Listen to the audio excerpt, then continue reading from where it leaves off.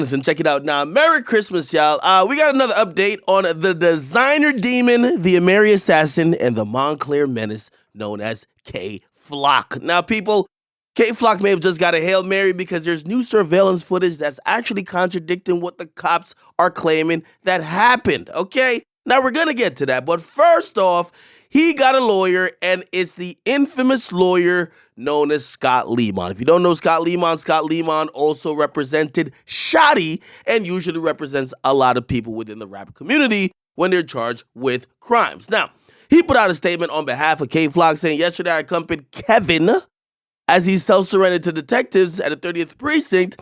Arrangements were immediately made with NYPD once I learned he was wanted. As to the charges levied against him, we have begun our own investigation into these allegations. More importantly, considering the DA's significant disclosure this morning that the NYPD received a tip saying someone else is a shooter, we demanded the DA office provide prompt disclosure of the videos referenced in the complaint and more information on the tip. We will address bail once we have a chance to review the pertinent discovery and to further investigate the DA's noteworthy disclosure. Now, let me just break down the statement for you. I like Scott Lemon, but he's doing exactly what he's getting paid for, okay? He's defending the client, but it's contradictory when he's saying, yo, listen, hey, pretty much I'm hearing there's new discovery that someone else is a shooter and that, yo, my client is innocent, but then he continues to say, we have not examined the evidence that the DA, who, by the way, has to present evidence to lock somebody up or keep somebody in jail, he says he hasn't examined the information or the evidence that the cops got against K-Flock. He's just going off a random tip. That tip could have been for anywhere. Anyway, the major thing is a video that seems to capture the moments leading up to the murder. Okay? Now, what y'all watching on my screen is basically K-Flock, and it seems like two other individuals are walking down the street. They walk past what I'm going to assume is a barbershop or some type of store. And a guy who looked like he saw K-Flock walks out and starts looking in the direction that K-Flock walks in, okay? He walks after K-Flock. There's another guy who walks out, and we see several people kind of walking in and out of the frame, seemingly to pretty much tell us that off camera something is going on, okay? Now, it directly contradicts what NYPD said. NYPD said K-Flock went up into the barbershop and basically asked the dude, bro, what you looking at? Okay? Now, that would make K-Flock the aggressor. In this situation, K-Flock was minding his business. Somebody came out of a barbershop and probably got into it with him. Now, I'm saying probably because we really don't know what happened off camera. Now, let's just go with the thing to say he probably got into it with K-Flock, the victim, right? Here's the thing that's still going to make this a very complicated case. Because I know some people are thinking, well, it's self-defense. Yo, it's self-defense, it's self-defense, it's self-defense. We're not in Florida. This ain't Florida. This is New York City. First of all, you got a legal gun. There's no handguns allowed in New York City. So you're already looking at 3 to 5, okay? By the way, let me just say it again. There ain't no handguns allowed in New York City, okay? Unless you're a former police. So already, you are out of bounds, okay? So already, K-Flock, he's down bad for that. Secondly, because it's New York City, okay, the self-defense laws are different than Georgia or Florida. In Florida, somebody slap you or they pull a gun on you, robbing you. If you chase that nigga down for 10 miles and you end up clapping him to get your shit back, you know what that means? You are standing your ground. You are defending yourself and you have no reasonable right to retreat. You could actually, if a nigga start a problem, you could end it. Now, in New York City, what happens is, and this is the reality of the law, basically, if somebody, like, for example, say the guy walked out the barbershop, say he confronted K-Flock, right?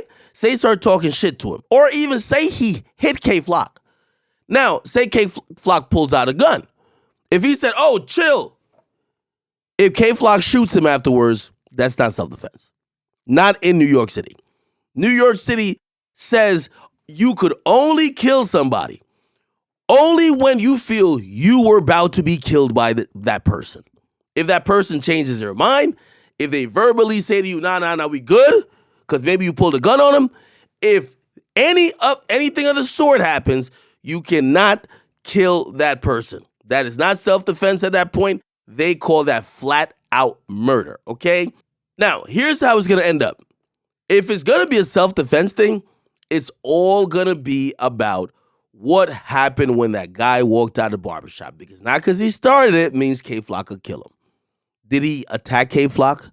Did he slap K-Flock? Did he, do something to K-Flock that K-Flock thought that his life was in danger and he needed to immediately use a weapon? If that was K-Flock that was rocking, the designer, Amiri drip, you know what I mean? Again, he has to prove that in court. However, if they raise self-defense, it's the burden of proof isn't really on him, it's on the prosecutor. Now, what could help K-Flock's case if this is actually going to happen, right? Say the other guy had a gun. Say the other guy had a gun and maybe shot. Say the other guy had some type of weapon.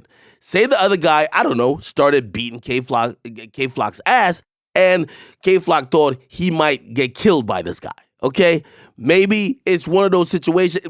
Basically, I'm trying to say K-Flock, if he's going to use self-defense, has to prove his life was in danger in the moment that he shot the other guy.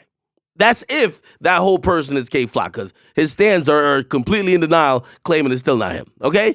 So, again, we'll see what happens, but New York is the absolute worst place to claim self-defense at, because it doesn't matter who started it. It only matters, hey, is this the only option of you getting out of this situation by killing someone? It don't matter if they started it. It don't matter if, you were getting your ass beat, but you were still coherent and your life wasn't threatened. If you can't prove that if you didn't kill this motherfucker, you wouldn't be alive, they're sending you straight to prison. Okay? We'll see what happens. This is going to be in the courts for a while. I don't see him getting bail anyway, but we'll see how this case plays out.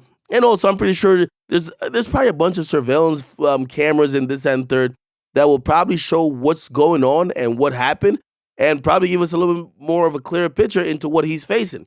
Keep in mind, the police reviewed all this information before they filed charges. So I'm going to just be hesitant in believing the lawyer who claims he hasn't even looked at it yet to think the lawyer's telling the truth or more accurate than the police at this point. We'll see what it is, man. But get in the comment box, make sure you guys like them, subscribe. Listen, man, it's a Merry Christmas, man. Stay safe and out these streets. These niggas don't give a fuck about nothing.